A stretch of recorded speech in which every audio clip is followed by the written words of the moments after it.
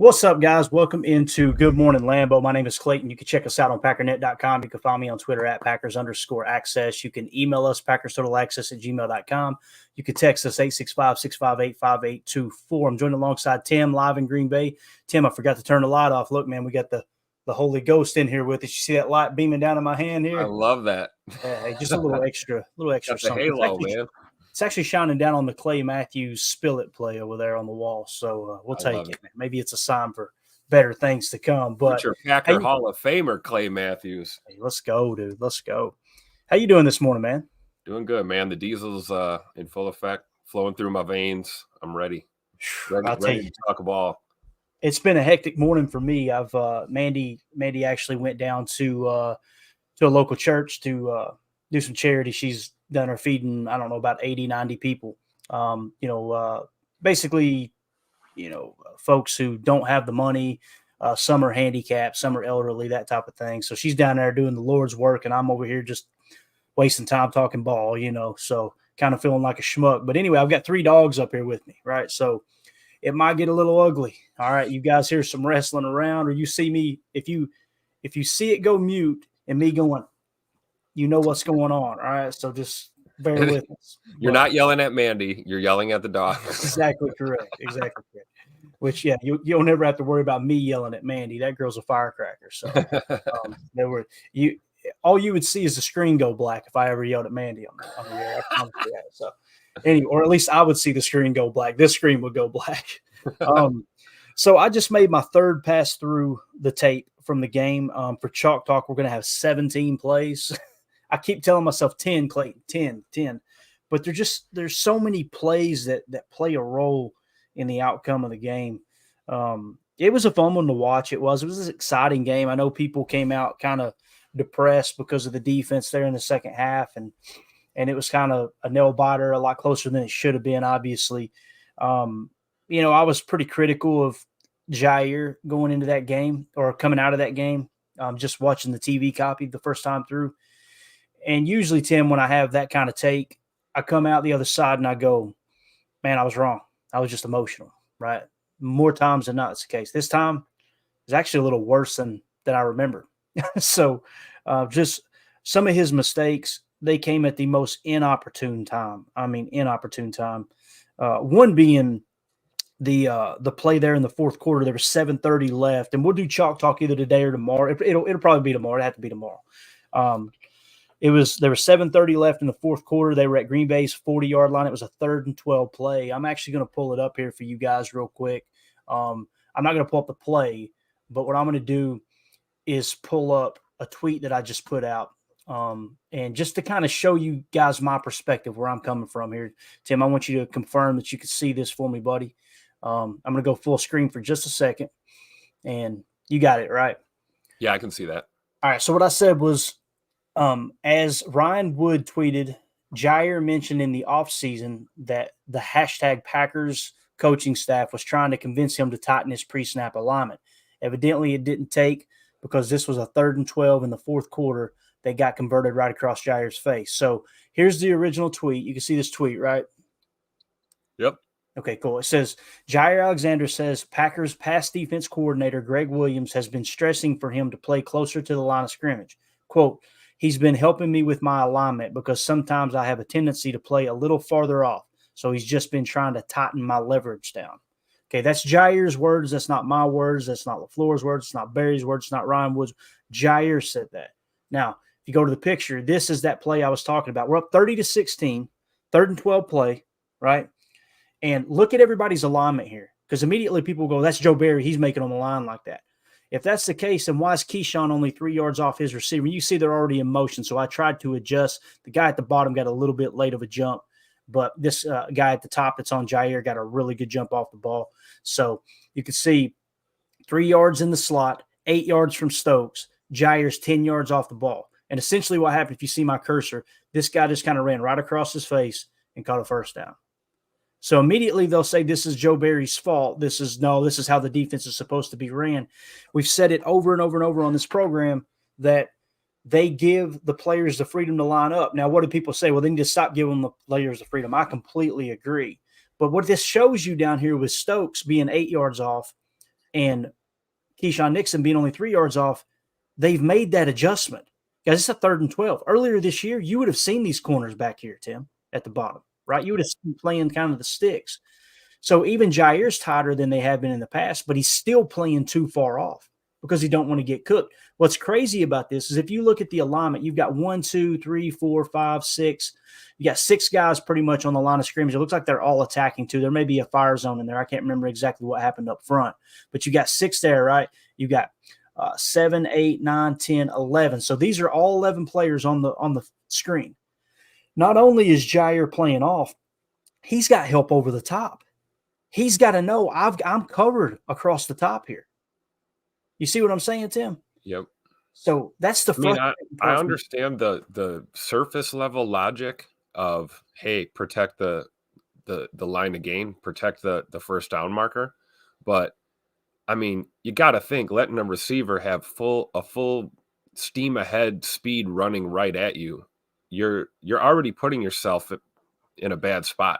I'd almost rather seen him press up there and get beat that way. And if it happens, it happens. Absolutely. Like you said, there's safety help. I don't know if that's Ant Johnson or J.O. up there, but there's safety help.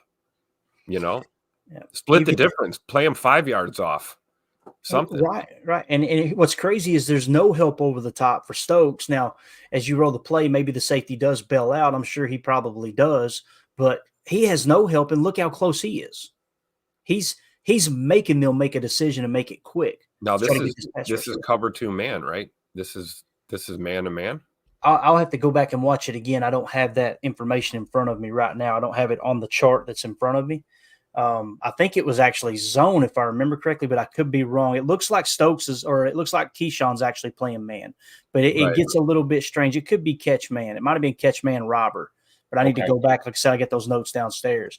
Which is why we have the safety cheating down. I get it. Absolutely. But the point is pre-snap, like there's nothing about this pre-snap alignment that suggests that you need to be that far back. Yeah. Right. Like there's nothing about it. Yeah. It's just, and again, we'll get into the details of it. Maybe by the time Chalk Talk's over, I finish this play and go, okay, I get it now. I know why he was playing there. The safety bailed out. Got you. Okay. He's playing leverage. But at the same time, it's like, you can't line up that far off. Yeah. It's like the logic is I'll give up the underneath and we'll, then it'll be 4th and 4 and they'll kick a long field goal, whatever. Right. But the logic's there, but in actuality, receivers don't always do what you think they're going to do. And so, he ran a post, right? Look back, it was a post and, challenge the coverage, runs right at it. What do? You're already 10 yards off. Now you're turning your hips and backpedaling. I mean, you're cooked already. Yep. I'd much rather see, and that's the thing we talk about with Ja. One of the things I always liked about the idea of pressing him up a little bit is his ability to recover. We've seen it time and time again where, he'll be close to the receiver and he's probably beat by a step or two, but Jair can close that distance and recover and make a play. You got to trust yourself to do it. And, we don't need Jair quotes. I'll tell you right now with my own words. I saw it all during training camp. I talked to Coach Williams about this, from his mouth. He said the same thing. I watched Jair working with he had resistance bands on his legs and was working on his footwork and getting closer to the line of scrimmage. And Ja's not a big, intimidating dude. You're not going to get, I'm not going to see him jamming a guy off the line, like you would with some of these more physical DBs. But you got to do something, man. Get a hand on him, redirect, something to change that route. Because, a 15-year-old in high school could have ran that post on Jair and probably made a catch on that play. And I just went back and looked at the tape again. I pulled it up on my phone real quick. They were in cover 1 man. They blitzed 6. Okay. So the safety that you see pushing down is actually man coverage on the running back who attacks the flat. So the safety over top of Jair, he's showing pre-snap, like a pre-snap lever, like a pre-snap, whatever you want to call it, safe look over the top of him, and then he bails out. Stokes is playing catch man just like Jair is. Stokes is 8 yards off the line, right? The problem I have is this is the all-world corner that you made the highest paid corner in the league. and he's too scared to play up 8 yards off the line as opposed to 10. And it was people were going, well, it's just 2 yards. It's a difference in a first down. It really is. Yeah. Because if he's 8 yards closer, then that receiver has to now make a decision. Do I give a little juke and work around the backside of him for the post, or do I still want to cross his face? And at the 8-yard mark, if he tries to cross his face, Jair can clamp down. You see now the things that the coaching staff was trying to get across. And when you hire Greg Williams in as your new passing game coordinator, you could tell that if that happened, let me pull up that tweet again. I won't pull it up on the screen, but I just want to make sure the date on it. The date of that tweet was July 31st. This is at the forefront of their mind, right? Going into the preseason, essentially. This is training camp. And that's what they were working on with Jair. And now here you are in 2-3 weeks left in the season, and he's still refusing to line up tighter. And it would be different if it ended up being a quarters look. That's why I was saying, like, I may go back and watch the tape and go, okay, now it makes sense. Because if it's a quarters look, then he's got a bell deep. That means someone's supposed to be in the drop zone underneath. That wasn't the case. This was cover one man, you're firing 6. Yeah, so there was nobody anywhere near there to do that. I mean, everyone was, like you said, we had, 6 guys on the line? You know, I mean, clearly that's your responsibility out there. Yeah. I don't mind you starting back that way, like, hey, pre-snap, he's playing off. And then, they go into their cadence, and all of a sudden that's when you should see a DB taking those steps forward. Woodson was a master at that. I'm going to line up back here. And by the time you look back up and snap the ball, I'm 5 yards off the line. And we just don't see that, That's what we call sugaring. Yep. Some people think sugaring is just, mugging the A-gaps or showing a cat blitz and then belling out. Sugaring can also be from a safe approach. Like they did a little pre-snap sugar there with the shell look. They tried to give a shell look, but the safety Anthony Johnson Jr. kind of tipped the hand by lining so far off because he's trying to give Jair a little more leverage to play underneath. Jair didn't even take it. So you look at it from a quarterback standpoint, you come to the line of scrimmage, you look up and you go, okay, shell. Wait, that ain't shell. This safety's creeping down 6 yards into the box. That safety's shadowing over top of it, like almost like it's bracket coverage on the left on the X. Okay, yeah, we're good here. That dude's 10 yards off the line. This post is going to – there's nothing he can do to bite on this post, nothing. Because as soon as the ball snapped, his first read was probably strong safety in, man coverage. I'm going straight to the post. That safety's got to be playing deep, So it's just it's frustrating because everybody wants there to be this one simple answer, which is there's one guy at fault, one guy's problem, get him out of here. And again, we're not saying he should stay. I'm just simply like, here's my point. If another DC comes in and they call that same exact play and Jair plays it the same way, you're going to have the same problem. So something has got to change there. They tried to bring in a new face to do it, one of the supposedly the up-and-coming young defensive minds in the league.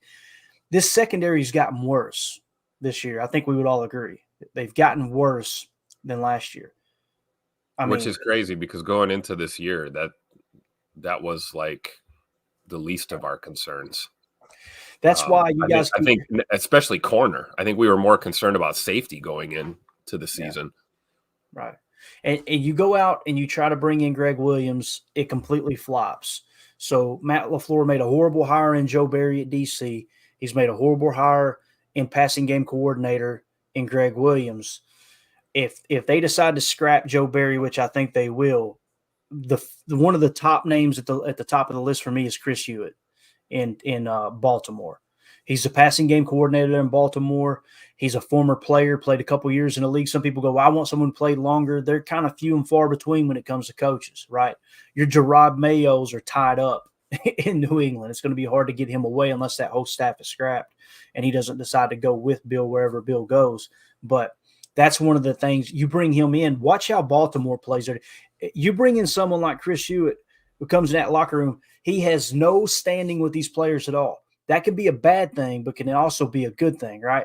You come in and go, listen, I don't care what you've done, what your contract looks like. Everyone across the board, we're fixing this damn defense, and we're doing it right now, okay? If I catch you lining 10 yards up off the ball, you're gone, period, case closed. Now, if that conversation happens with someone like Jair, I don't think it's going to go well because I don't think he showed the maturity that he can handle that kind of conversation. But Yeah. That would be the one thing that if you had to have a knock on Jair Alexander, it's lack of coachability. Mm-hmm. I really think. I mean, if you talk about all these things, it's like, can you imagine if Ja was like super coachable and really responded to some of these concepts? I mean, we'd be having a totally different conversation right now. That play might have been a pick, in a perfect world. But I don't know. I really do. I just feel like maybe Ja just doesn't take direction very well, or again, like we said, these coaches are not finding a way to get that message through. Right. Because maybe it's not just Jair. We've seen more than one guy go rogue this year on some of these plays. That's a fact. That's a fact.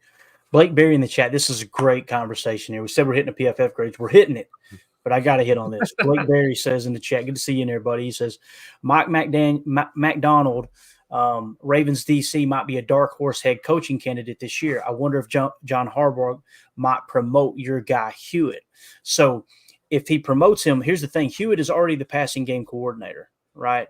So what he would have to do is promote him to assistant head coach. I don't know who their assistant head coach is. If he does not promote him to assistant head coach, then two things have to happen to bring in a Chris Hewitt. And I'm okay with this. I'm to the point where I'm okay with this. I love Rich Bisaccia. You guys know I pointed out last year that the reason Rich Bisaccia or the reason that we didn't go out and get like a Fangio or someone like that is because you had to choose. Rich Bisaccia was going to get a promotion regardless last year. He was going to get hired by someone as an assistant head coach to get them to run their special teams. So that you made him assistant head coach. That's why you couldn't go out and get someone who otherwise got that same position offered to them somewhere else. That makes sense. You can't block lateral moves, right? It has to be a promotional move. If someone makes a promotional move, you can hear them wrestling already. You can hear if you get a promotional move, then you can't block that. You've got to match that promotional move, okay? You cannot block a horizontal move.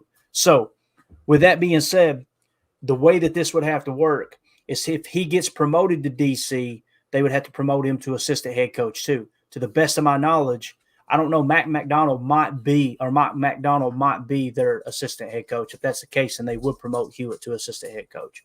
But you would have to, another moving part, the reason I mention this, and we'll move on, is you would have to demote Rich Bisaccia and remove the assistant head coach position, opening him up for someone else grabbing him, which I got to be real. It's hard for me to argue with people that say, hell, that's just fine, let him leave. Like the way the special teams has performed this year, I'm to the point where I'm like, okay, I'm okay with that because look at all the penalties on special teams, So something to keep in mind there. You demote him, and then you can make Chris Hewitt your assistant head coach. This is one name. I'm not saying it's a slam dunk. We should go get Chris Hewitt. I'm just starting to lay the foundation as we get into the offseason. This is how the coaching hires are going to have to be made. Okay. So hopefully that makes sense. But yeah, there you go.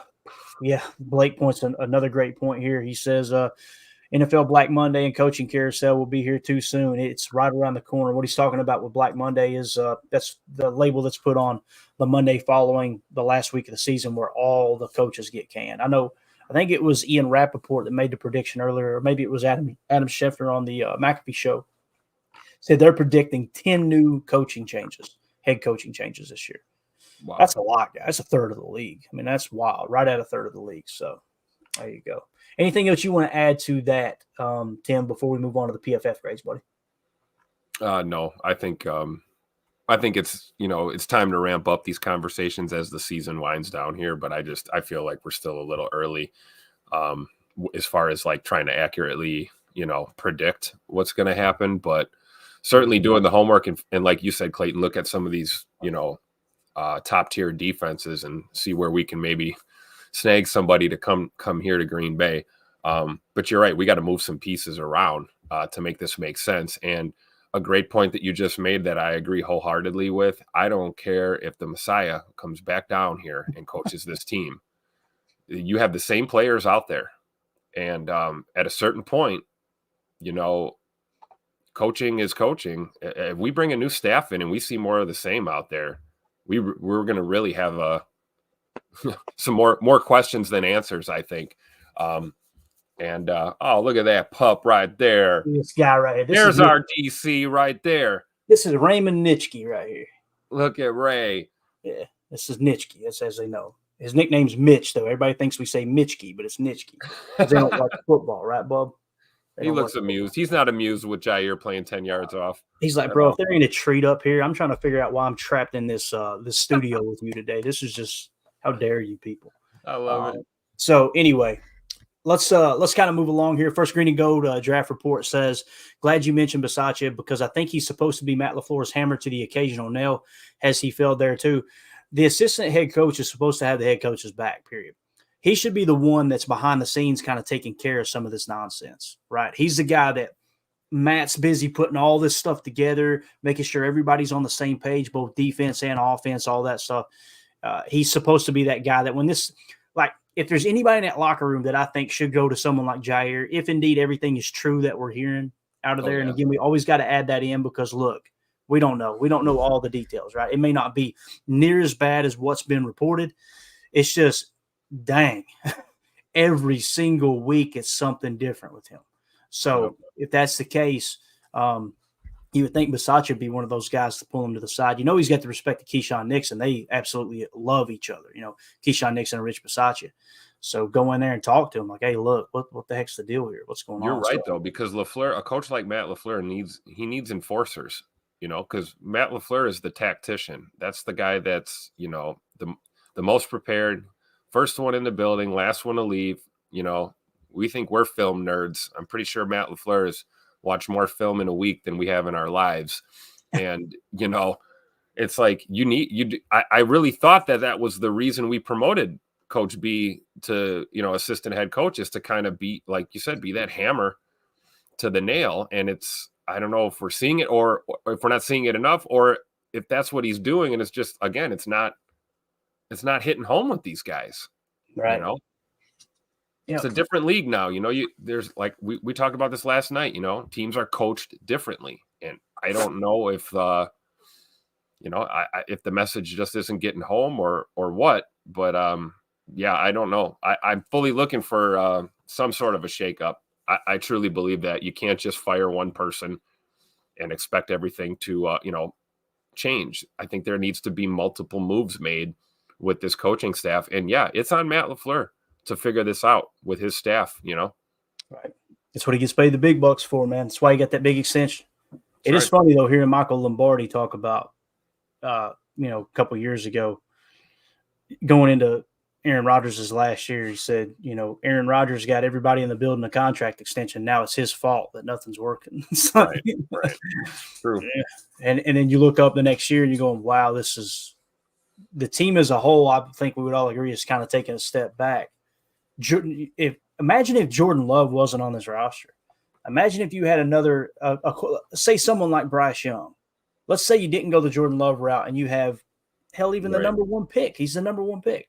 And him playing in the 50s, according to PFF, and you see it all over the tape from week to week, like the inconsistency. What would this team's record be? We should be thinking the good Lord above that we've got Jordan Love, man. There's no doubt about it. So Roger Davis says put in Nitch. Nitch isn't interested, man. If it doesn't involve a TREAT, he's not interested. He is definitely a high-price free agent. There's no doubt about it. You notice I didn't just say the word because if I did, he would be running all over back here. You would see him do a big, like, unbelievable. Dog's so spooled, man. He's put on about 7 pounds, too, which is about, 70% of his body weight. But Nick McSwain in the chat said if Bisaccia can't get the special teams to work, maybe it's the players. You know, one thing that's been talked about a lot in the past by people I respect is when it comes to West Coast offenses and you putting a roster together around a West Coast offense, it's very rare that West Coast offense heavy teams have good special teams. You know, when you go to Bill Belichick, when you go to the old East Coast way, right? And when I say that, I'm talking about Bill Parcells' way of building a roster, right? Bill Belichick's way. They've always got a solid special teams. I haven't looked at it this year, but I mean, it's year in and year out. They have a solid special teams because they build the roster as if special teams is a third of the roster. Right. Some people would say they're not afraid to put starters on special teams either. Exactly. I mean, they've literally got guys that contribute nothing to either aspect of the game. I'm trying to think of his name now. His name escapes me, but he's been there forever. His dad was a football player. I think he played for the Patriots. He's a team captain. He's their special teams ace, basically. He's their gunner. Does nothing else. He's technically a wide receiver. He does nothing else on the team but gunner, and he's a captain on the team. That's how much emphasis they put on it. So you have the West Coast approach where it's not so much emphasis on that, and typically you got them in the bottom half of the league in special teams. So just something to kind of keep in mind there. Nick McSwain says, "Nah, people on Twitter said LaFleur doesn't even watch tape." Oh my gosh, hilarious! The same people that criticize us for watching tape actually believe you actually believe that Roger that the coach Davis is doesn't on watch fire. tape. Roger Davis is on fire. He says, "Put Nich's treat 8 yards off." Oh, I said it. He said, "Put Nich's treat 8 yards off the line." There you go. You need to do something, man. I'm telling you that's so frustrating seeing that continue to happen. I understand in zone because you know when you're playing quarters, it's like okay, everything stays in front of you, and you got to play top down, right? Top down. That's what was so exciting about Anthony Johnson Jr. And it's another example of why maybe he might be underperforming because we played 64% man or whatever it was. He that's not his thing. Right. Like coming out of college, the Big Sky Report, he will fit this Fangio system perfectly because he plays top down. Like and this is again another guy we draft, and we're putting him in a different spot, asking him to do different things, and wondering why we're not getting the best out of these players. You know? Yeah, absolutely, man. All right, let's do this. Let's talk about the PFF grade since we've been talking about doing it for several weeks now, Tim. So on the season, all right, PFF grades on the season. I guess they heard my voice inflection. Lincoln thinks we're going downstairs. Ain't happening, Bo. Go sit down. Respect the wrestle here. So when you look at the overall grade, according to PFF on the year, okay, we are now ranked 17th at 78.4. So just to kind of roll through real quick and give you an idea, offense is 74.3, passing is 77.4. You've got pass blocking 71.0, receiving grade is 74.5, and then you've got running grade of 78.3. To me, that tells the story there, Tim. This offense has really come together, and you can see the running grade has always been high, right? And the only thing that really sticks out here that's not in the green is your run blocking grade of 55.9, which we've talked about. That's pretty much what I've seen all year. How about you? Yeah, absolutely. And I love it, man. Not bad for the youngest team in the NFL to be in the top 20 here. Again, PFF, this is just PFF metrics, but this is very good to look at and really see it spread out, broken down across the board. A lot of green on that chart, which is what we want to see as we work our way to seeing more blue. Get dizzy looking at San Francisco up there at the top. My goodness. They're dogs, man. Yeah, but this Packers team, I mean, the future does look bright. I mean, this is it's funny. You look at those PFF grades and then you look at the record and you can't help but think, man, a couple more going the other way, man. We're a little bit higher up on this list. But we've got areas we need to address. Just like, I mean, hey, we just talked about San Francisco. Look at that pass block grade. Nobody's perfect in this league. I don't care if you're top 5, not if you're a number 1 contender or not. Every team has an area or two they need to address. So, and the Packers have some on offense, a little bit more on defense they need to address. But future looks bright, man. I'm with all that's been said and done this year, I'm pretty pleased with the performance of this young team. Yeah, you got some stuff you need to button up for sure. You've got plenty of holes that you can fill in the offseason, but again, I said 6 to 10 wins. We've already surpassed that floor. I'm excited, man. I'm really excited about the rest of the season, or moving forward next year, especially. But when you look at the defensive side of the ball, 68.4 overall defense, run defense 61.1, tackle grade 58.1, pass rush 73.3, coverage grade 67.8, and special teams 70.1. The big glaring hole there is tackling, obviously. It's how we draft guys. I mean, we talked about Branch last year. There's no weight put in how well someone tackles. It's all about athletic profile. It's all about stopping the pass, although I think we would all agree that has failed in comparison to what we expected going into this season. Now, some of you probably already noticed, if you look at the top of this list, the defense here, Go to the defense column, right? The overall defense. Look at the top teams. 49ers, 90.6. Miami Dolphins, 90.1. By the way, that's Vic Fangio. Now we can honestly say, okay, the right move would have been forget Rich Bisaccia. Let's go get Vic Fangio. Their defense, 90.1.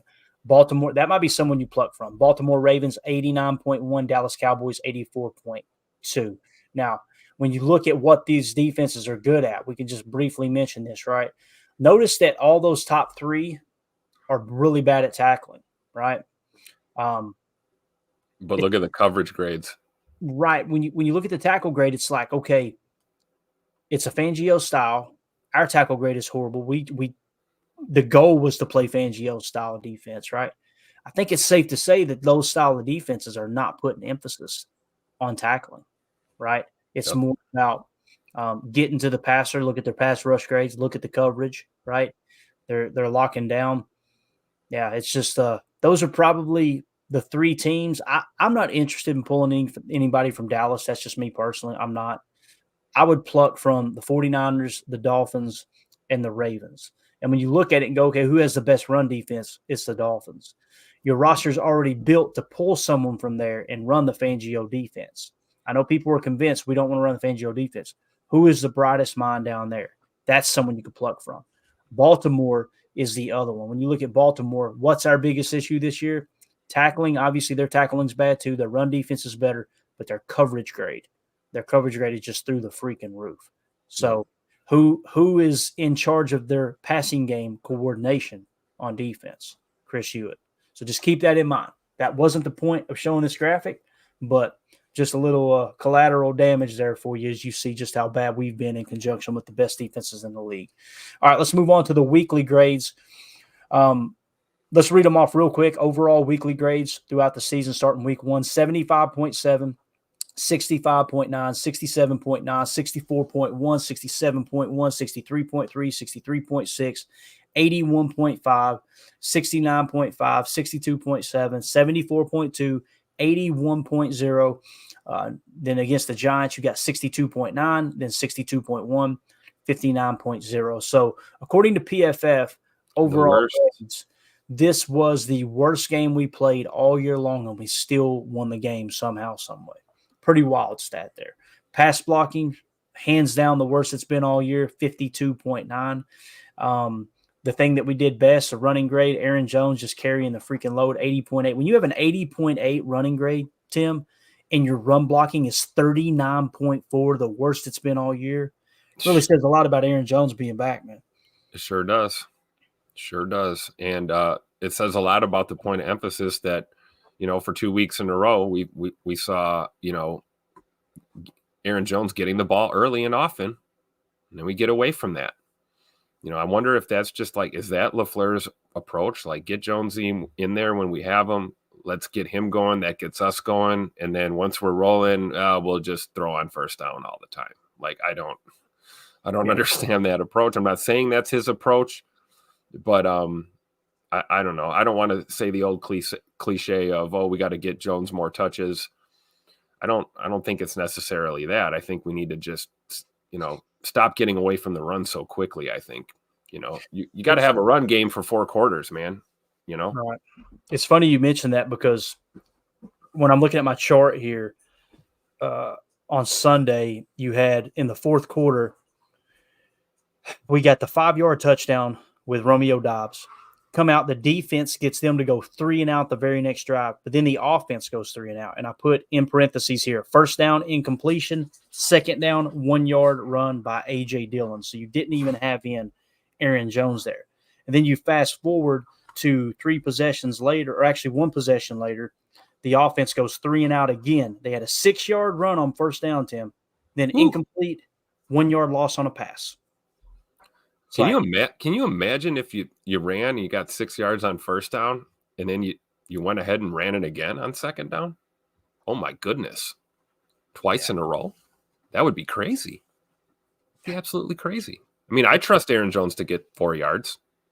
Trust AJ Dillon to get 4 yards. Yeah. We put ourselves in these positions, in these situations where I don't care what team it is, they know we're throwing. So all your RPO and your play action, all that, they're not biting on any of that crap. You know, you put yourself in 3rd and 8, you're throwing the football in this league. I don't care what team you are. And if a defense can pin their ears back, as we say, and they know what you're, they don't know exactly what you're running, but they're playing pass. You sell out to the pass on a 3rd and long. It has worked. Yeah. We've converted some of those too. I can't knock that. We've had our share of 3rd and longs that, for some reason, we always seem to find a way to find a guy like Rome or Tucker Kraft or somebody, and we convert these 3rd and longs. But I feel like the inconsistency with the run attack is kind of setting us up for failure sometimes on these drives. Yeah, for sure. Want to give a shout out to Andy Gilbert, just hopped in there. He's one of the guys I blocked on Twitter. He said something along the lines of Clayton blocked me on Twitter because I proved him wrong. That's obviously not the case, because why are you in here, Andy? That's the question I've got for you, buddy, which you're not hearing this now, but it's a good case study.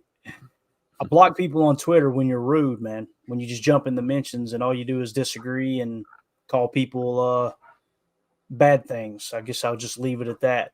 But it's just funny that you block someone on Twitter and then they jump on your live stream. It's starting to get a little bit weird, don't you think? A little bit creepy. Maybe you might need a life, big dog. You're following me around from Twitter to YouTube. Obviously, you didn't get the stream from Twitter.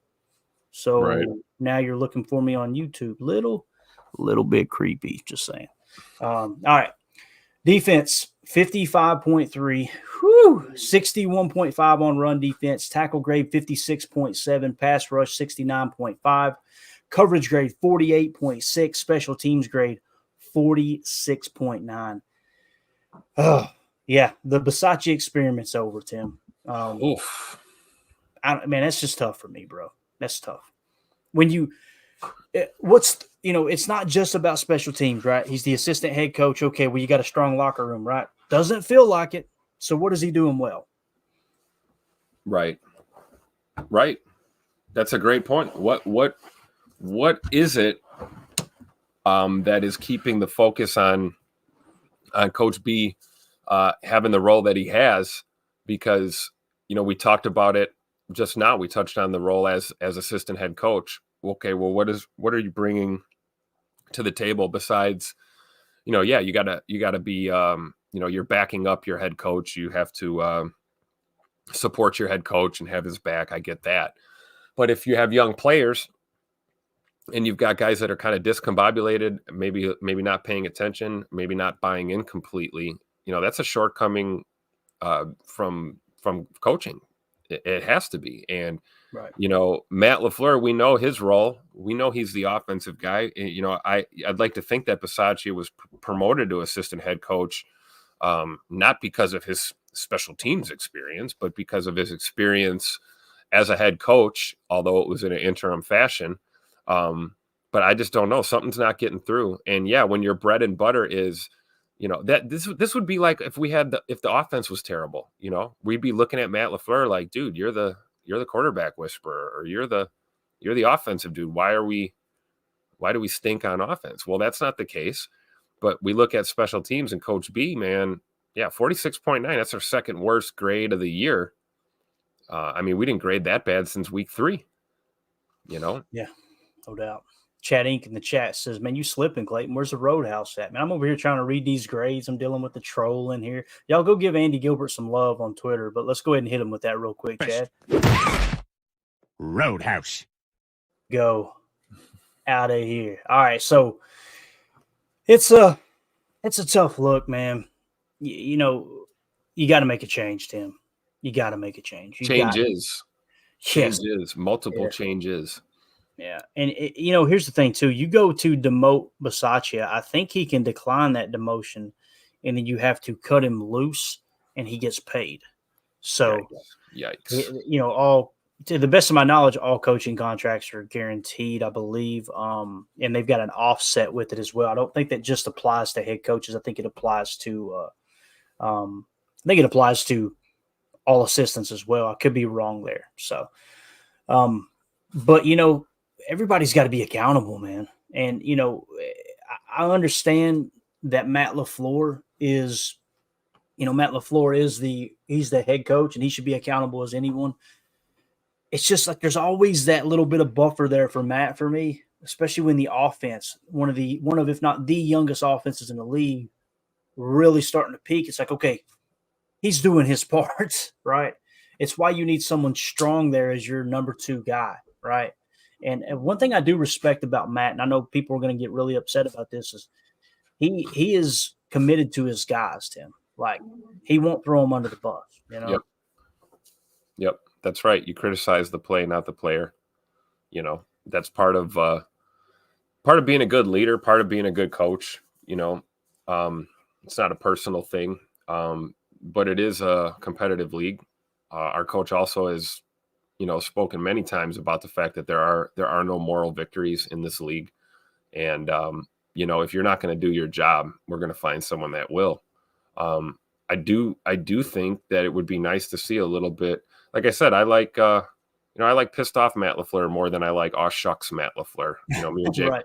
have talked about this before, and I can tell you 100% of this season we have seen zero aw shucks Matt LaFleur. That guy's gone. This Matt LaFleur is chip on his shoulder. He's got a little bit more of an edge, and I'd like to see the trend continue because if he can find a way to put that foot down, and demand that excellence out of these guys, I think we see improvements. But, when I talk about the message not getting through, I'm not referring to like, oh, the locker room's lost or these guys are, they don't have control of the locker room. That's casual speculation. We don't know. I'm talking more about what we're seeing on the field and what we know the concepts. We know what they're, trying to achieve here with this Fangio style system. And we just don't see the execution. We talked about Quay last week, in no man's land in the middle. We talk about Jair, on an island, unfortunately, by himself, playing 10 yards off. Where is the iron fist holding these guys accountable? Sometimes you need an attaboy, and sometimes it's, hey, we'll get him next week. And sometimes it's like, dude, what are you doing? We worked on this all week. We talked about this all week. What are you doing? Yeah. There's nothing wrong with it. This is grown men football, man. This ain't Pee Wee League. This isn't everybody gets a turn and a gold star for showing up. This is the National Football League. You guys are being paid millions of dollars to play this game. I don't think there's anything wrong with demanding the best out of your players and demanding that they buy in and pay attention to what we're doing. We've seen it time and time again, man. There's 11 dudes on that field on every play. If one guy does his own thing, your play is busted. Yep, absolutely. And it's not even just about dogs tied up in the cords down here. It's not even about just the play on the field. You can't even get the right captains to go out there. Yeah, like it's at that level. That's what's wild, man. I know some people think that's blown out of proportion, but I'm like, dude, Gary Ellerson, bro. I've been watching football since. Day he said that. I've been watching football since 1990. If you do the math, that's 33 years? I have never one time in 33 years heard a story where someone was upset he wasn't captain and decided to go out there himself. And then not only go out there, but they go out there and call a toss and screw it up. This points to what I'm talking about is lack of focus. You are so concerned about that. You ain't concerned about getting torched. You ain't concerned about that doesn't seem to be a problem. And then again, we see this too, boy, we can celebrate after a routine play though, and it's like, I said this last night. Yeah, they're focused on all the wrong crap. It seems like, I don't know. Like I said, I'll say it again. I'm of the logic that, you let the captains be elected here at the beginning of the year. And that's who your leaders are. You define them and, we roll. This whole every game it's somebody different nonsense is, I don't know, man. I'm not a fan. Not a fan of that. Yeah. Ron Samble in the chat says if Antonio Pierce doesn't get the head coaching job, is he a good option for an interview? Talking about out in Vegas. On the surface, it seems right, Ron? It's like, hey, look, he's got those guys playing for him. Here's the question I have to ask myself when I find myself like trying to ask myself that very question. Like, okay, does that sound like who was the last coach the last great coach that was an interim coach and went on to be a great coach after that. Because I think there's something to be said for a team rallying around a guy, and then all of a sudden, I'm trying to think of who was the guy, Freddie Kitchens. Remember Freddie Kitchens in Cleveland? Same exact situation. They came out and played lights out for him as interim coach when I can't remember the name of the coach was that lost his job, but Hugh something. Anyway, they come out and they played well. They gave him the head coaching job, and he fell flat on his face. Won last year from the same organization, or 2 years ago from the same organization, the Raiders. Rich Bisaccia gets promoted. They play their butts off for him, right? We hire him as special teams coordinator, and we had last year was like this, and this year just poof, completely tanked. That hasn't worked out. So my question, Ron, is can you think of it? I'm genuinely asking. I'm not being a smart aleck here. I'm genuinely asking, do you think, is there anyone you can think of that, hey, they were the interim coach and they went on to be great? Because I just can't think of anybody. I can't. The only one that comes to mind is our boy that was in Tampa that just won a Super Bowl, Bruce Arians. He was the interim coach with the Indianapolis Colts when Coach P, Chuck Pagano, got cancer. He stepped in and they played pretty well. And he went on to be a head coach in Arizona. Kind of flopped, I think we would all agree. He didn't get over the hump. Then he goes to Tampa, but he had Tom Brady. So it's like you got that caveat in there. Okay, was it just the Brady effect or was it? Oh, well, that's no secret, right? Tommy was coaching that team just as much as that's a fact. Bruce Arians was. So, yeah, for sure. So, great question, though, man. Appreciate it. Doug says, again, the coaching staff was hired to coach a bunch of grizzled veterans. We're now the youngest team in the league. I think that's a fair point, Doug. I do, man. And that's where you've got to make sure your GM is aligned with your coaching staff.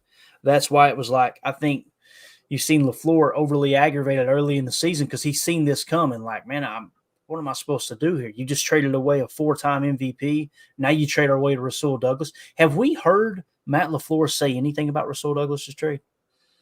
I don't think so. I don't think there's been one comment. If there is a comment and you guys remember it, put it in the chat. I don't think I remember one comment. Well, if you don't have anything nice to say, don't say anything at all. He's probably looking up like, that's the freaking leader on my – I know it's how Mike Wall responded. Was like, that's the leader in your locker room. What are you doing? Now all of a sudden you got locker room issues. It's like I just remember a lot of people back then going, oh, this ain't going to affect – they won a couple games after they traded him. It's like I thought this was going to ruin the locker room. It never surfaces until you lose a ball game, right? Yeah. Strong locker rooms can handle losses, rebound quick, and recover, right? That's not what you've seen so far. You're kind of seeing the opposite effect there. Nick McSwain said 100% Doug, but before he came to Green Bay, Rich was highly regarded as a great coach, so I don't see how the product on the field is so different from his previous works. It's a little bit baffling, man, to kind of see how things have played out there at special teams coordinator for sure. Let's move on to offense real quick, Tim. We're coming up against the gun here. Offensive PFF grades from the game there Sunday against the Panthers. Aaron Jones, 81.4, had 34 snaps. Bo Melton only had 25 snaps, but 79.1. Jordan Love, 77.4, another solid performance by Jordan Love. Romeo Dobbs, 71.5, really stepped up. Dontavian Wicks only had 26 total snaps because of the injury there. He left with the lower, I think they said, was it the upper or lower left chest injury where he took that shot on the touchdown catch. 68.3, pretty good day. Tucker Kraft, like nothing great, 62.5. But when you're the 1, 2, 3, 4, 5, 6 highest graded player on offense and you scored 33 points that day, I mean, that says a lot. He may not be great yet, but he's performing better than pretty much everyone else on the roster outside of those top 5. Patrick Taylor, 60.7, pretty solid performance considering he only had 20 snaps and kind of had to fill in there. Josiah DeGuara, 60.1. Royce Newman, 60.0. Elton Jenkins, 57.5. Horrible run blocking, great pass blocking. A.J. Dillon only had 12 snaps, 56.3. We know he's playing with a bum thumb, just him suiting up and going out there, taking a little bit of the load off. Really says a lot about him. Malik Heath, 52.6, kind of came back down to earth. John Runyon, 52.2. Ben Sims, 47.2. Zach Tom, 46.6. Sean Ryan, 44.8. I know everybody was clamoring for Sean Ryan a few weeks ago. He seems to be worse than John Runyon. That's kind of my take. Josh Myers, 41.3. Guys, pass blocking is all over the tape too. 29.7. 29.7. Like, thank God John Runyon's on the roster because he was a 23.0. Or else your second round center is, I mean, it's just embarrassing. I don't know what else to say, man. Rasheed Walker, 40.6. And then Samori Toure, of course, 38.2, only had 7 snaps. But offensive line took a huge step back this week, according to PFF. Again, it's not everything. But Josh Myers, man, we've got to accept the fact that we've got to shore up that position, man. And I know he's had some good games here of lately. Like Mike Wall said, he's been playing better. And I think when he said he had been playing better, he was excluding the previous game, but the previous 2 games, what he was talking about, and you could see it. But you just can't have that kind of inconsistency at center. I'm glad the snaps are fixed. Don't get me wrong, but Yeah. you got to be better than that. But what do you think about those PFF grades, Tim? What sticks out to you, Bo? I think staying on the offensive line. I mean, talking about Josh. I mean, that's true. We can't overlook that. That was probably the number one issue going into the season was snap the freaking ball, Josh. And, high snap, low snap, bad snap, late snap, early snap, false start. There were a lot of issues there. And, you see it, you got to say it. We got to be positive and, be positive in that respect when it comes to Josh is that, the snap does not seem to be as glaring of an issue, which, lo and behold, the center snaps the ball properly. So, I mean, we shouldn't get too excited here. That's, bare bones minimum doing your job. But yeah, at what point do you look at these grades consistently week in, week out, in the low 50s and, low 40s sometimes? It's, I don't know. Can we get Jake Shavink on line 1 here and talk about what the centers look like in this draft class? And, is it time to, bring some competition to camp in 2024? Let's see. Or 2023, 2023, 24 going into this next year. Like, does that help? Does that light a fire under a guy like Josh Myers, who's kind of been here and, kind of fell into this role? Do you bring some young blood in there to compete and see what happens there? Yeah. I'm sure glad that they brung in competition at the wide receiver position because it looked like we found a couple studs there, right? More than a couple, right? Holy cow. Adam Block says, Luke Tenuta time. Hey, I'm down for it. Let's see what he's got, right? He's coming off the injury list. It sounds like he's getting healthier every week. Blake Berry said, what are our chances for re-signing Dylan at a discount? If he leaves, I'm going to miss that guy. I think the chances of signing him at a discount is extremely high. I really do. But you got to get ahead of the curve. You got to get out in front of it, right? They're going to let him test the market, it seems like. I feel like the deal would have already been done. Now, there's a chance they could re-sign him as soon as the season ends before he hits free agency.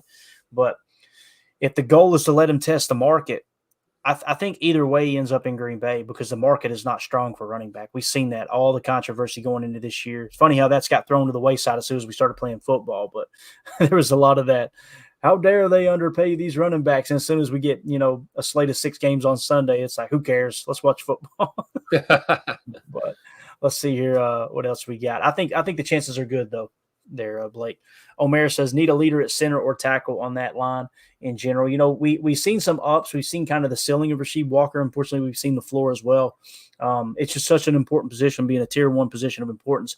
If Bach doesn't restructure his deal and he's not back in Green Bay, you got to fill that hole for sure.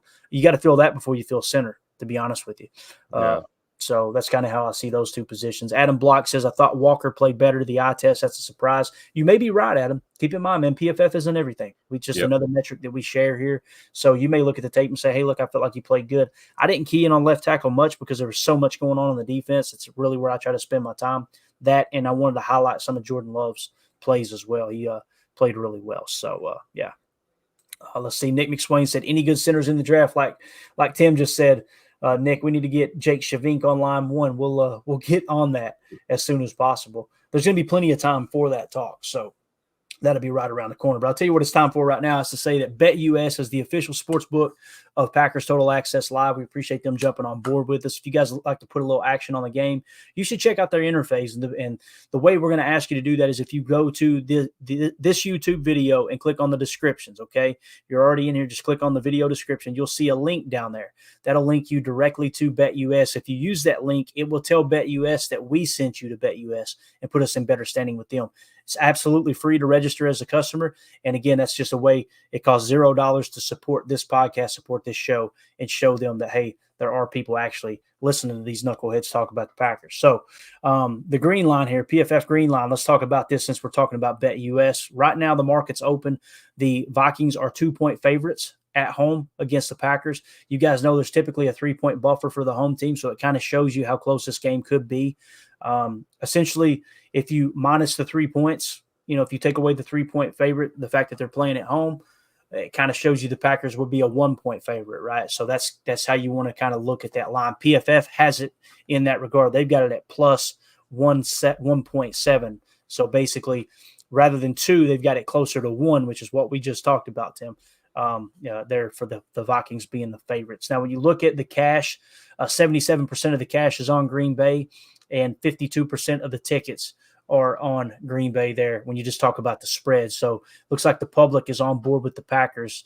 They're +2. So saying that they take the 2 points and you should come out on top with that bet. Money line wise, you've got 81% of the money line cash on the Vikings, meaning the public is on the Vikings to win this game outright.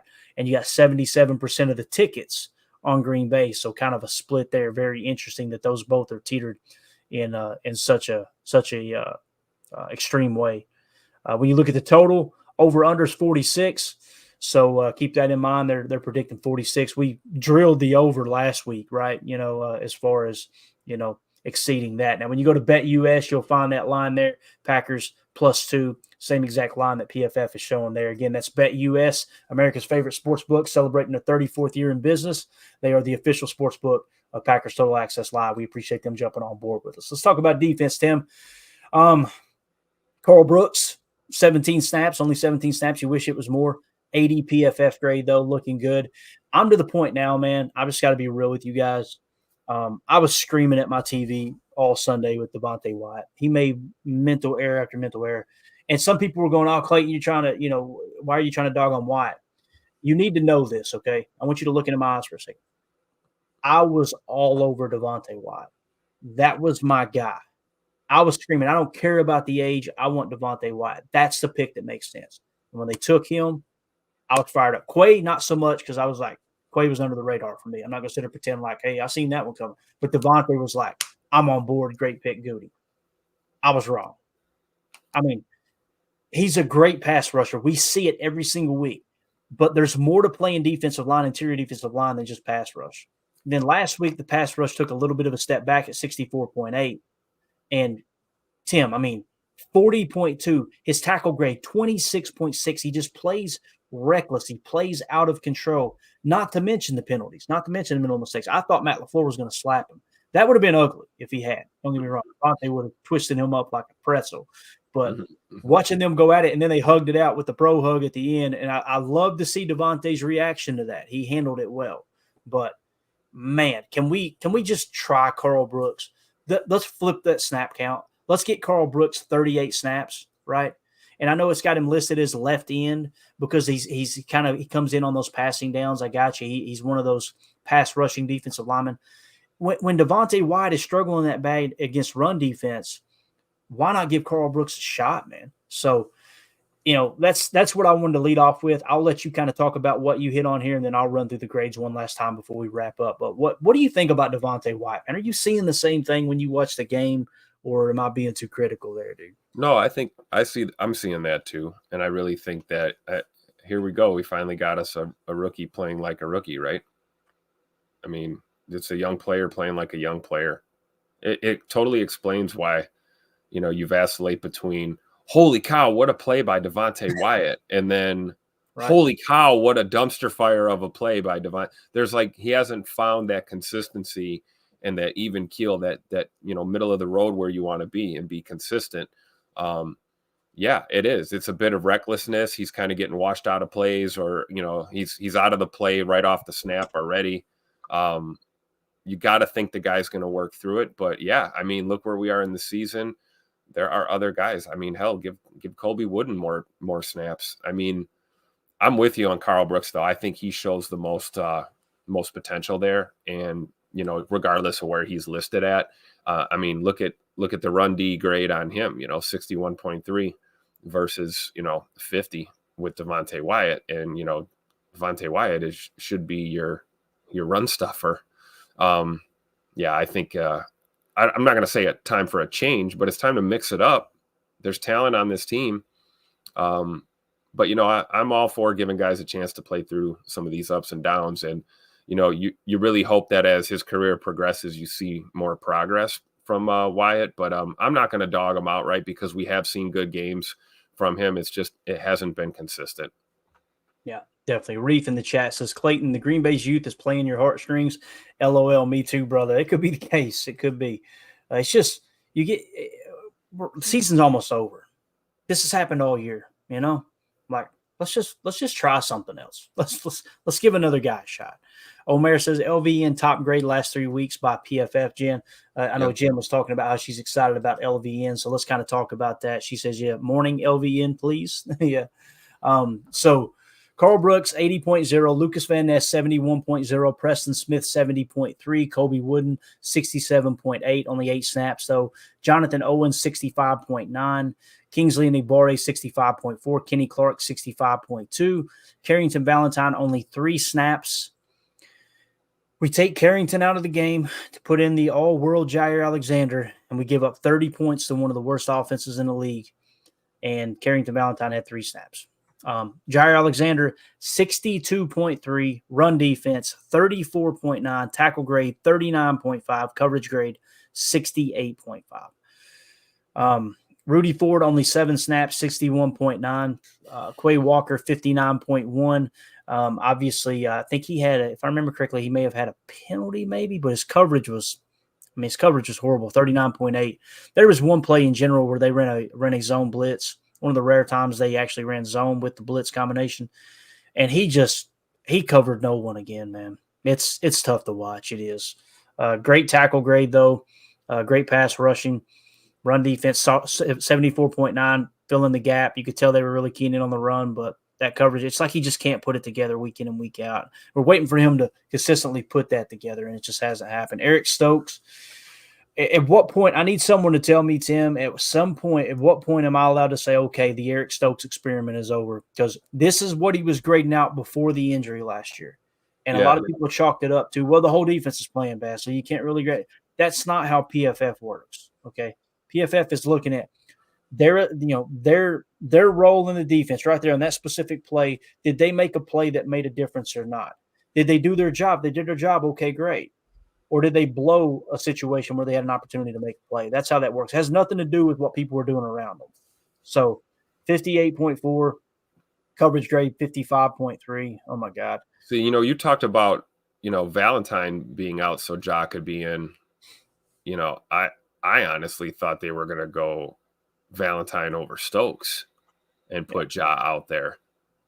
And we didn't see that. And yeah, I mean, I'm not going to dog Eric Stokes too hard because I respect the guy's approach and his work ethic, what it took for him to get back, watching him struggle through camp with that rehab group, just trying to get back on the field. So I got to give him a little leeway when it comes to that. But, I keep hearing your voice in my head. He didn't grade that high prior to the injuries, and another guy we took, right? Good RAS score, high ceiling. We're just not seeing it. He caught me off guard. And then you start digging, you go, okay, I see it. High RAS, SEC school. Yep.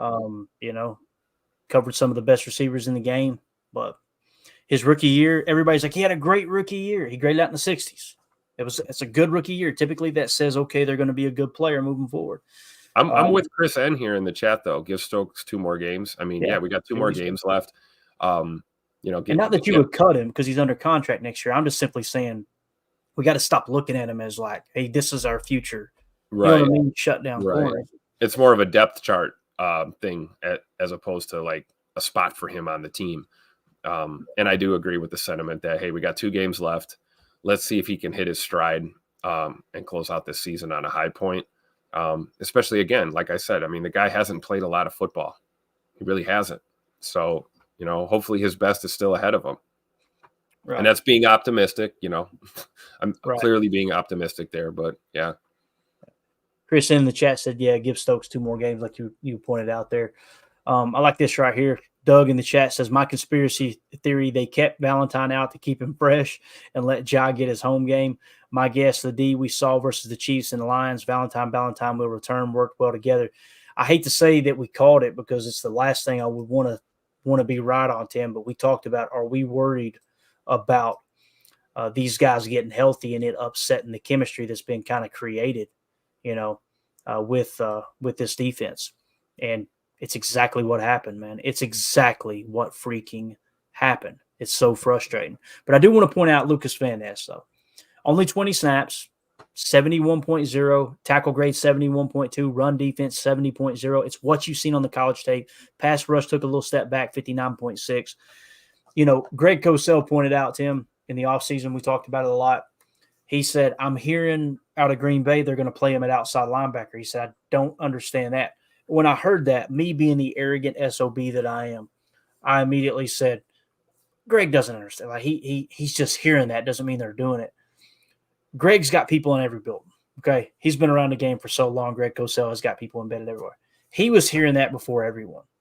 That, hey, he's going to be standing up playing outside linebacker. And I'm going, I think they'll play him on the interior too. They haven't. They started to put his hand in the dirt. You've seen it starting last week. We pointed out on Chalk Talk. Plays better with his hand in the dirt. With the way the interior defensive line is playing, you've got Preston, you've got Gary, you've got Enigbare. You see how he plays run defense, he being LVN. That's another one you could put in the rotation. See what he can do in that nickel at defensive line. He can hold his own. He's stout enough to hold his own at the point of attack. It's not like, okay, he's just an edge rusher. That's not what he did in college. He played all over the defensive line. Yeah.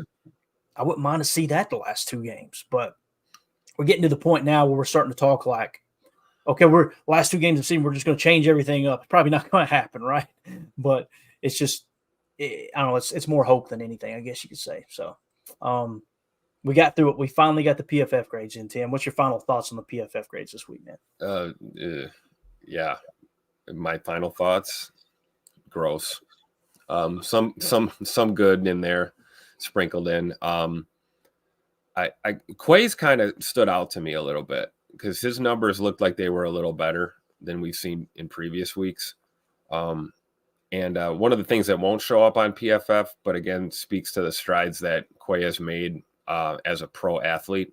I don't know if you remember that play where he made it was almost similar to J.O.'s hit on Mahomes a few weeks ago. There was a bang play on a sideline, and Quay came over there and lowered the boom on the ball carrier, and it got a little chippy after the play.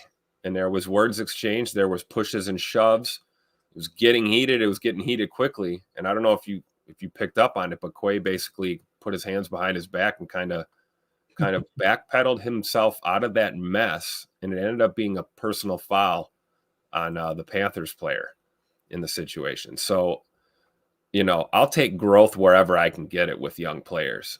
And if anything, he did us a favor by not costing us in that situation.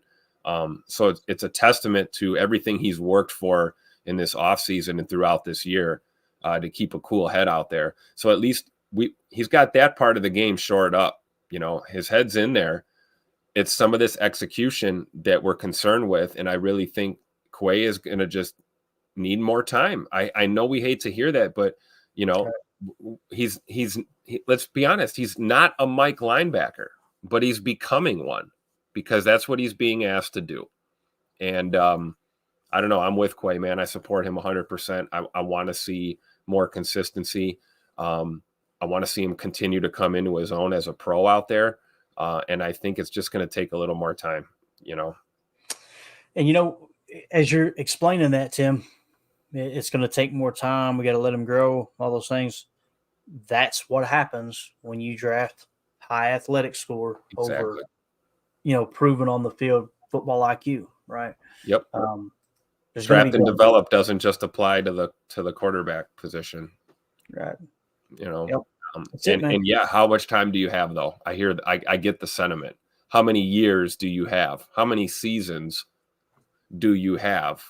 But I think you're right, man. We don't do ourselves any favor drafting high RAS and then saying, hey, play over here now.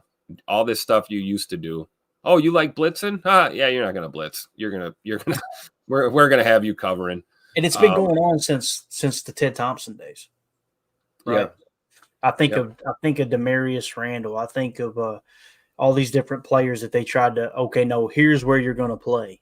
This is what you're going to do, rather than what do you do well? Let's put you in a position to do that. So there you go. Doug in the chat says the spread went down 0.5 point after the Vikings announced TJ Hawkinson was out for the year, ACL, MCL tear. Hawk is one of the better tight ends in the league. You hate to see anybody get hurt, but as a Packer fan, you talk about it, you say, yeah, it's going to have an effect on the game. There's no doubt about it. I'm a fan that's like, I want to beat a team at their full strength. I don't want there to be any excuses, right? But you have to acknowledge injuries are a part of the game, like you said, Doug, and that's a big injury for the Vikings for sure. And as far as the 0.5 point, I'm still not seeing that, but it depends on the bookie. I'm sure you can get better numbers in different spots or different numbers in different spots. Nobody knows if it's a better number till after the game, obviously. But as according to PFF's Green Line, when I did that screenshot this morning, I just went back and checked again. They've still got it at -2, Vikings 2-point favorites. And then, of course, BetUS, I checked earlier, and they had it at 2. So that may have changed on other apps, and it's coming with that change because, like I think Jen pointed out in here, someone else tore a quad too. I can't remember which player that was. I think it was a defensive lineman that Omer mentioned earlier. So, yeah, that's just something to keep an eye on. But I think it's going to be an NFC North showdown up there in Minnesota. They've got playoff hopes as well, even though they've kind of got 3 quarterbacks that they may shuffle in and out of the game. And it's going to be that's what I think of when I see Hawkinson going down. I think the spread's great. Don't get me wrong, but like, how does this affect Minnesota's offensive game plan now? And how do we prepare for a different look here? Because let's be honest, with the quarterback issues that they have, or I don't know if it's issues, but just the quarterback, circus that's going on there, are we going to see run heavy approach? Good. I don't know why we wouldn't, considering how our run defense has performed. I mean, if, that Vikings staff has got to be looking at our run defense and thinking, is this the way to attack now that they're down a tight end, a dynamic tight end who is a pass catching target? Or are they just going to literally, force feed Justin Jefferson the ball all day? I don't know. The way we've been talking about our secondary, I guess either approach may work. So hopefully the Pack puts together a good game plan and executes it. As you're talking there, Tim, my mind's kind of, thoughts are running through my mind here. And the first thing that comes to mind, that Jair Alexander play where he's 10 yards off the ball. You guys remember Carrington playing off, right? Post-game presser, what did Matt LaFleur say? We're in man coverage there. You cannot play that far off. That doesn't need to happen. This was not a player not getting the call. Right. This was a player making the call that, hey, I'm going to play. This is where I'm going to line up. If you had an issue with a 7th-round rookie not getting the call and playing too far off in man coverage, probably got an issue with the highest paid corner in the league choosing to play 10 yards off the ball in man coverage. That just hit me as we were sitting there. I'm like, man, a lot of parallels there. They got to get it. They got to get JJ like that on Sunday night. That post might go for a tutter. And hey, look, my opinion still stands. I want the Packers to win. I want us to make the playoffs. I think if you're one and done in the playoffs, that experience for this young team is absolutely huge. And always root for the Packers to win. But him wanting to go out there and be the hero all the time, and there's several plays where he's botting on zone, and he's got deep responsibility and just playing his own game and forget what everybody else is trying to do. You want to be a hero, that's what I would do. I'd say, you're a captain. Matter of fact, you're the only captain. You're going to be our captain. Go out to the coin toss by your damn self on Sunday. Go out there, call the toss, do whatever you want to do, and all game long we're playing man coverage, and I want to press up on Justin Jefferson. Play your game. Let's go, hero. You want to be a hero? Go be a hero. Let's see it. That's the way I see it. I don't know, it just drives me too. I'm with you, Clay. I'm right there with you, man. We'll figure out and how that's what I do. You know, I'm not going to beg and dog on Jair, man. I've been probably one of the biggest Jair supporters. You have, man. You have. You've been a big supporter. And hey, that's a hill I'm going to die on. And you know, but at the same time, man, real is real. And you know, sometimes you got to, you know, the truth is the truth. We're seeing it on the film. We're seeing it, you know, in these games. I'm with you, Clayton. Like it's time for him to step up and get it done. You've done everything but that. Let's and you know, hey, let's be honest. Ja has a tendency to do that in these big games and in these big moments with big matchups. So maybe you're right. Maybe that is the approach. You know, I wonder what the vibe is inside the Hudson Center right now as they're getting ready for practice today. You know, do you just go right? Hey, I would send Coach Williams over to him. Hey, Ja, I just got the word in. You're pressed up on JJ all day long. That's your guy. And we're playing man all day long. And what's crazy is the play that he gets burned on where he's 10 yards off the line was man coverage. Yeah, but you don't say that, Clayton. Don't say that. They're playing that soft zone again. Listen. That's what everyone says, right? And then he hit him goes with the facts. Oh, no. I'm getting angry. Think about how this all unfolded. He's playing 10 yards off the line and cover one man, and then has the audacity at the end of the game to say, you just got to run the play that's called. What call do you want? What were you running? Right. You don't want to play zone. Now you don't want to play man. Now, like, what do you want them to call? Play devil's advocate here. You could coach your football team and tell the players that this is where you play when I call this defense. You don't have the freedom to line up wherever you damn well please on these plays. Maybe it's time to do that. It goes both ways, right? He's being given that freedom. So if you give him the freedom and he does what he wants, then you deal with the result that happens. Now, if you're telling him to do something and then he's doing whatever he wants, you got a whole other issue you got to address. Yeah. There's no two ways about it. This is on the coaches. I'm going to get close here like a weirdo. Sorry if I'm too close to the mic. But I wanted to see actually, this doesn't show it. It would have been on the PFF side. I would have to look at it. I can't remember the snaps. I was trying to see how many snaps he played in the slot. And it was a fairly significant amount. I don't have it on this screen grab. I'm going to do this. We're at 1 hour and 17. This is ridiculous. Let me just pull it up real quick. It's going to drive me crazy. So we can finally turn the page on this on the PFF grades that we've refused to acknowledge all week long. So, all right. So when you go to Jair Alexander, bang, here we go. When we look at the snaps, the coverage snaps, alignment snaps, here we go. So Jair was technically in the box 29 times. He technically played free safety one time with the alignment that fell into place. He was in the slot 15 times. He got 15 slot snaps. 15 slot snaps. And he got freaking hold up a minute. Yeah, that's right. No, it ain't. This is not the game. Hold on just 1 second. My bad. So that was all year. I may have been looking at that wrong the entire time. Let me get this right real quick. I want to see how many times he lined up in the slot because I know he got burned once in the slot. Yeah, 7. That's what I was talking about. So he played the slot 15 times all year, right? And 7 of those 15 came in this one game. That's what I was trying to get to. So go out there in front of your hometown crowd. Hey, it's your time to shine, Ja. Big stage. Go get them, big guy, in front of the fam. Got torched. Run our pregame show back. That's what I said. I said put him out there and put him in the slot. Let's go.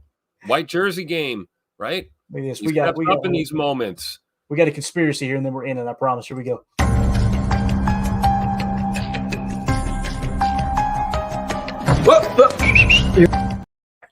Doug in the chat says Ja felt bad for Joe Barry, decided to take some heat off of. No, Lord. There you go, Tim. Tim, thank good Lord. All right, we're out of here, guys. We appreciate y'all hanging out with us. If y'all would on your way out, Hit that like button for us so other Packer fans can find this channel, find this podcast. We appreciate y'all spending time with us. We'll be back tonight for PTA Live. We'll have a ton of more information to hit on, I'm sure. I probably won't have Chalk Talk ready till tomorrow, but we'll get that geared up for you guys so we can break down 17 different plays that were crucial in that game against the Panthers, both on offense and defense. So thank you guys so much. For those of you listening on the pod, thank you for making us a part of your day. As always, let's go out and be the change we want to see in the world. Go Pack Go.